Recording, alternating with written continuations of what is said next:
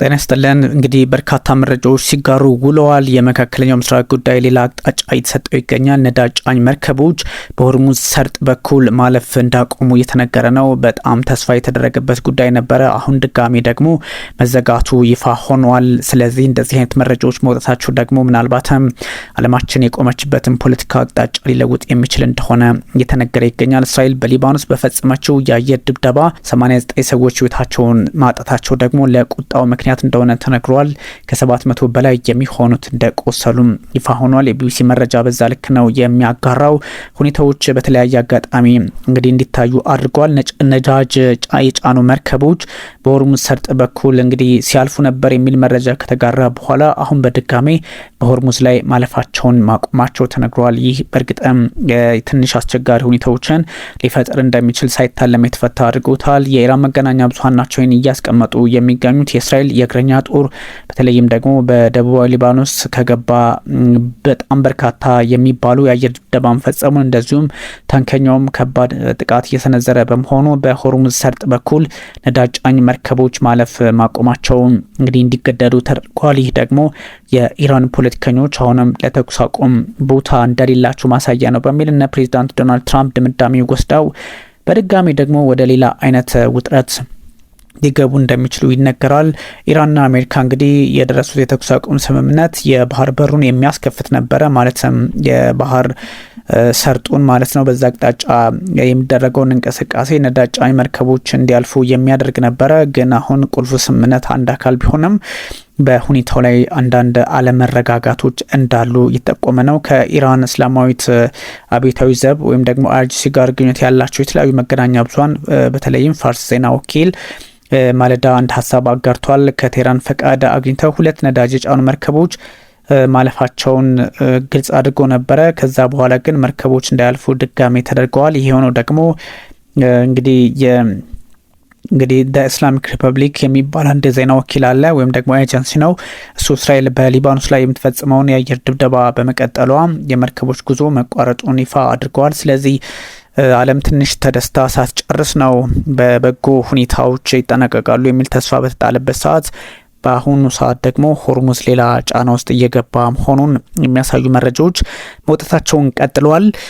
በዛም ላይ ፕሬዚዳንት ዶናልድ ትራምፕ አንዳንድ የሚሰጧቸው አስተያየቶችና የሚያሳልፏቸው ውሳኔዎች ትንሽ ለተቀባይነት ላይኖራቸው ይችላል። ምክንያቱም ከኢራን ጋር የጦር መሳሪያ የሚሻሻጡና ለኢራን የጦር መሳሪያ ድጋፍ ሆነ ሽያጭ የሚፈጽሙ ሀገራት 50% ከሚያስገቡት ምርት ወደ አሜሪካ ከሚያስገቡት ምርታቸው ላይ ማለት ነው ታሪፍ እንደሚጥሉ ዝተዋል። ስለዚህ ይሄ 50% በጣም ትልቅ ነው። በንግድ ጦርነታቸው ወቅት እንኳን ፕሬዚዳንት ዶናልድ ትራምፕ በጣም በጥቂት አገሮች ላይ ብቻ ነበረ 50% ታሪፍ እስከመጣል የደረሱትና ምዕራባውያን ሁሉም ኃይሎች እንግዲህ በዚህ ጉዳይ ላይ የተለያየ መንገድ ሊከተሉ እንደሚችሉ የተኩስ አቁሙን እንዲያከብሩም ጥሪ እያቀረቡ ባሉበት ሰዓት ግን ኢራን አሁን ደግሞ እስራኤል የፈጸመችው ጥቃት በሊባኖስ ላይ የሚዋጥ አይደለም በሚል ሌላ አይነት ጥያቄ ይዛ ብቅ ብላለች። ይሄ በእርግጥም አስቸጋሪ ያደርገዋል። እንግዲህ የምዕራባውያን አገራት በኢራን ፈጣንና ዘላቂ ሰላም እንዲመጣ ጥያቄ እያቀረቡ ባሉበት ሰዓት በሊባኖስ ደግሞ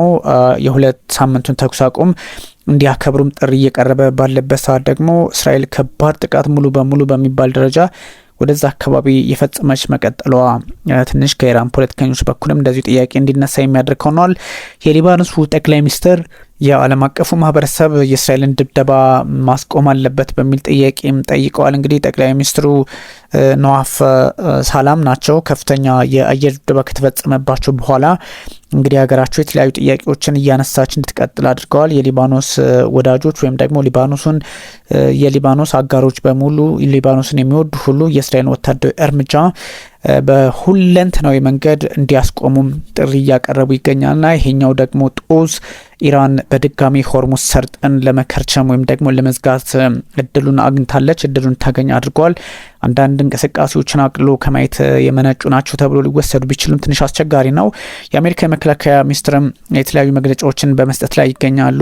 መከላከያ ሚኒስትሩ እንግዲህ ኢራን ከዚህ በኋላ መንቀሳቀስ መጀመራቸው ወይም ደግሞ እነዚህ መርከቦች መንቀሳቀስ ጀምረዋል የሚሉ ሀሳቦች የተጋሩ በነበረበት ሰዓት ግን የአሜሪካ መከላከያ ሚኒስትር ኢራን ካሁን በኋላ ስጋት አትሆንም የሚል መረጃም እንደዚሁ አጋርተዋል። እንዴት ነው ማትሆነው የሚለው ዝርዝር ማብራሪያ ቢያስፈልገውም እሳቸው ግን እንግዲህ ለ47 ዓመታት ስጋት ሆና የቆየችው ኢራን ከእንግዲህ ስጋት አትሆንብንም የሚል ሀሳብም ሰጥተዋል። ስለዚህ እንደዚህ አይነት ነገሮች ሲኖሩ በሁለቱም በኩል ያለው ሰጥ አገባ መልኩን የለወጠ እንደሆነ እንጂ ውጥረት ነገ ከነገ ወዲያ ሊፈጠር እንደሚችል በግልጽ የሚያሳይ ነውና አንዳንድ ሁኔታዎች ቀላል አይደሉም። ለኢራን የጦር መሳሪያ እንግዲህ ሲያቀርቡ የነበሩ አገራት ታሪፍ እንደሚጣልባቸው ፕሬዚዳንት ዶናልድ ትራምፕ ተንትን ብለዋል። የአሜሪካው ፕሬዚዳንት ዶናልድ ትራምፕ እንግዲህ ሲያቀርብ የነበረ አገር አሁኑ ታሪፍ ይጣልበታል የሚል ሀሳብ ነው የሰጡትና እንግዲህ በማህበራዊ ትስስር ገጻቸው ላይ ለኢራን የጦር መሳሪያ ሲያቀርብ የነበረ ሀገር በዚህ ልክ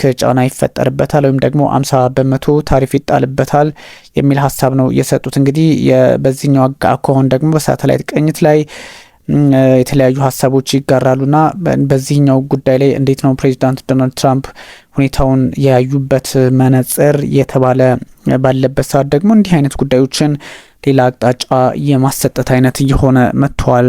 ፕሬዚዳንት ዶናልድ ትራምፕ እነዚህን መንገዶች በተለየ መንገድ አይቷቸው መፍትሄ ካልሰጡ ይሄ የ50% ታሪፍም ጉዳይ ቀላል አይደለም። ብዙ ሰዎች በተለያየ መንገድ ጥያቄ እያነሱበት የሚገኝ ጉዳይ ስለሆነ አንዳንድ ሁኔታዎች በዚህ ልክ ሊታዩ ይችላሉ። ግን የፕሬዚዳንት ዶናልድ ትራምፕ የራሳቸው አካሄድን ብቻ ሳይሆን በዓለም ፖለቲካ ላይ ጫና ለመፍጠር የሚያደርጉት እንቅስቃሴ ነው ተብሎ ይታሰባል። ኔታንያሁ እንግዲህ ሲስፋየር ዊዝ ኢራን ዊል ናት ኢንክሉድ ሄዝቦላ የሚል ሀሳብ ነበር የሰጡት። ጠቅላይ ሚኒስትር ቤንያሚን ኔታንያሁ ደግሞ ከሄዝቦላ ጋር የተደረገውን ተኩስ አቁም ወይም ደግሞ ተኩስ አቁሙ ሄዝቦላህን የሚመለከተ አይደለም የሚል ሀሳብ መስጠታቸው ሜቢ ትንሽ ችግር ሊኖር እንደሚችል ያሳያል። እንግዲህ በሪፖርት በኤር ዲፌንስ አክቲቬትድ ኢን ኢራን ኢስፋሃን ከርማን አካባቢዎች ላይ ማለት ነው የኢራን መህር ኒውስ እንግዲህ ያስቀመጠው ነው። የኤር ዲፌንስ አክቲቬት ሆነዋል ኢራን ሳይትስ ኢን ኢስፋሃን ኤንድ ከርማን ድጋሚ ማለት ነው። ሳሚ ኦፊሻል ኒውስ ኤጀንሲ ነው እንግዲህ እንደምታውቁት ኤክስፕሎዥን had been heard in ኢስፋሃን ሲቲ in central ኢራን ከደቂቃዎች በፊት በማዕከላዊ ኢራን ድጋሚ ፍንዳታ መሰማቱን የሚጠቁም መረጃ ነው የወጣውና ይህኛው ጉዳይ በተወሰነ መጠን ትንሽ ፖለቲካውን እንትን ሊል ይችላል። ኔታንያሁ እንግዲህ የኢራን ሴስ ኢራን ዊክ ሄልስ ዩኤስ እስራኤል ታይስ የሚለው እንግዲህ የእስራኤል ጠቅላይ ሚኒስትር ቤንያሚን ኔታንያሁ ዱሪንግ ኒውስ ኮንፈረንስ ላይ ነው ኢራን ነው ኢዝ ኤ ዊክ ካንትሪ ደካማ ሀገር ናት ሞር ዛን ኤኒ ታይም ቢፎር ከመቼም ጊዜ በላይ በዝቅተኛ ደረጃ ላይ የምትገኝ ሀገር ወይም ደግሞ አቅሟ የተዳከመ ሀገር ነች የሚል ሀሳብም ነው እንደዚሁ እየሰጡት። ስለዚህ እንደዚህ አይነት አካሄዶች ሜቢ አስቸጋሪ ሁኔታዎች ሊፈጠሩበት እንደሚችል ነው የሚያሳየውና ምንድነው የተፈጠረው የሚለውን ማየትም ያስፈልጋል። ግን ፕሬዚዳንት ዶናልድ ትራምፕ ደግሞ አንዳንድ የሚያሳልፏቸው ውሳኔዎች ወይም ደግሞ የሚሰጧቸው አቋሞች ትንሽ አስቸጋሪ ሆነዋል እና የአይአርጂሲ አባላት ደግሞ ሪግሬትስ ፉል የሆነ ሪስፖንስ እስራኤል ጥቃቷን በሊባኖስ አጠናክራ የምትቀጥል ከሆነ እርምጃችን ከባድ ይሆናል የሚል ሀሳብም እንደዚሁ እስከ መስጠት ደርሷልና ምንድነው የሆነው የሚለውም ብዙ ሰዎች በተለየ መንገድ እያዩት የሚገኝ ነውና ይሄ ምንድነው የሚለውም ለፕሬዚዳንት ዶናልድ ትራምፕ በቀላሉ የሚታይ አይደለም። ስለዚህ እነዚህ አይነት የፖለቲካ ጉዳዮች ነገንም ታሳቢ ማድረግ ያስፈልጋል። ሁኔታዎች በሰላም እንዲጠናቀቁ ጥረት ማድረግ ያስፈልጋል። ግን ደግሞ ጉዳዮች ላይ ቆም ብሎ ማሰብ ያስፈልጋል። ትራምፕ እንግዲህ ያ ማለት 50% ታሪፍ ኦን ኢራን አርምስ ሰፕላይ ያ ማለት ፕሬዚዳንት ዶናልድ ትራምፕ እንግዲህ ዌንስዴይ ላይ ያስቀመጡት 50% ታሪፍ ኦን ኤኒ ካንትሪ ዛት ሰፕላይስ ሚሊታሪ ዌፐን ቱ ኢራን so it is not clear he has the legal authority to do so የሚል ሀሳብ እየተነሳ ይገኛል። country supplying military weapon to Iran will be immediately tariffed የሚል ሀሳብ ሰጥተዋል። እንግዲህ ዩናይትድ ስቴትስ 50% ወዲያውኑ እንትን ትላለች ማለት ነው። there will be no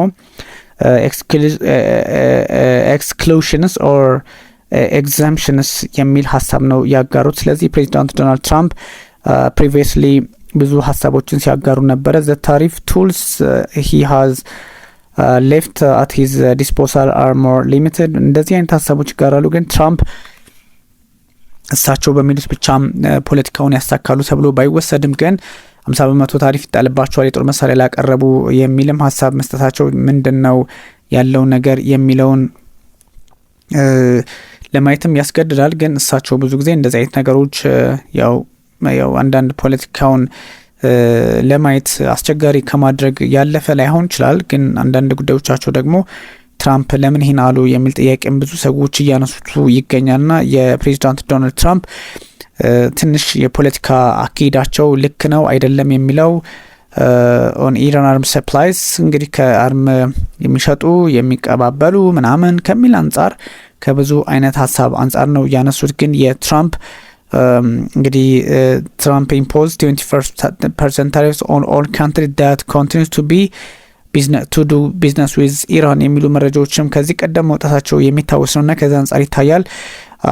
ሶ የዶናልድ ትራምፕ እንደዚህ አይነቶቹ አቋም ትንሽ ምንድነው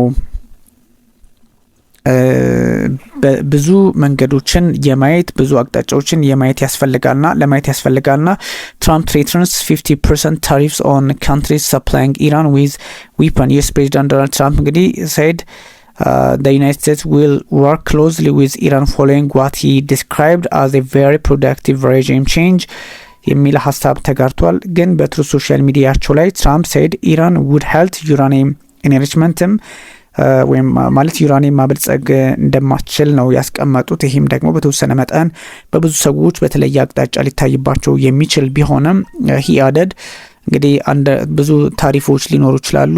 ከነዚህ ከታሪፎች አንጻር ደግሞ ብዙ መንገዶች ትራምፕ warned that any country supplying Iran with military weapons would face immediate tariffs of 50% with no exemption የሚል ሀሳብ ነው የተጋራው። ስለዚህ ፕሬዚዳንት ዶናልድ ትራምፕ እንደዚህ አይነት ጉዳዮችን ማድረጋቸው አዲስ ነገር ላይ ሆን ይችላል ተብሎ ቢታሰብም የፖለቲካ አውዱ ሌላ አቅጣጫ ያለው እንደሆነ ለመገመት አያዳግትም። ታሪፍ ግን የመጣላቸው ነገር ለሚያቀርቡ ሁሉ ታሪፍ ፕሬዚዳንት ዶናልድ ትራምፕ እንደሚጥሉ ያስቀመጡበት መንገድ ትንሽ ፖለቲካው እንዳይረጋጋ ሊያደርግ እንደሚችል ግልጽ ነው። ሁኔታዎችን ግን በዛ ልክ ማየት ደግሞ ያስፈልጋል። ኃይል ብቻ ሳይሆን ለፖለቲካ መፍትሄ መስራትም እንደሚያስፈልግ ነው። ስለዚህ ለኢራን ጦር መሳሪያ እንዳትሸጡ አይነት አካሄድ ነው ፕሬዚዳንት ዶናልድ ትራምፕ ለኢራን የጦር መሳሪያ የሚሸጡ ሀገራት ላይ 50% ታሪፍ ጥላለው ብለዋል። እንግዲህ አሜሪካና ኢራን ረጅም ጊዜ ካሉ በኋላ በሶሻል ሚዲያቸው ላይ ታሪፍን ማንሳታቸው አነጋጋሪ ሆኗል። ለቴህራን አጋሮችና ወዳጆች ማሳሰቢያ ሰጥተዋል። ሪፐብሊካን ወታደራዊ ጦር መሳሪያዎችን ለኢራን የሚያቀርቡ ሀገራት ወዲያውኑ ታሪፍ ይጣልባቸዋል በሚል መዛታቸው እንደዚሁ እንግዲህ የሚሸጡ ሀገራት ወደ አሜሪካ በሚገቡ ሁሉ ምርቶቻቸው ላይ ቀረጥ እንደሚጣልባቸው እያወቁ ያድርጉት የሚል ሀሳብ ነው የሰጡት። ከታሪፍ የሚያልፍ አንድም ምርት አይኖርም ብለዋል። ማሳሰቢያው እንግዲህ የ2 ሳምንቱ የተኩስ አቁም ስምምነት ችግር ውስጥ እንዳይከተውም ጥያቄ እንዲነሳ አድርገዋልና ብዙ የፖለቲካ አውዱ የተምታታ የሆነ ባለበት ሰዓት የተቀመጠ ነውና በቀላሉ የማይታይ ነው ለማለት ነው። Thank you very much indeed.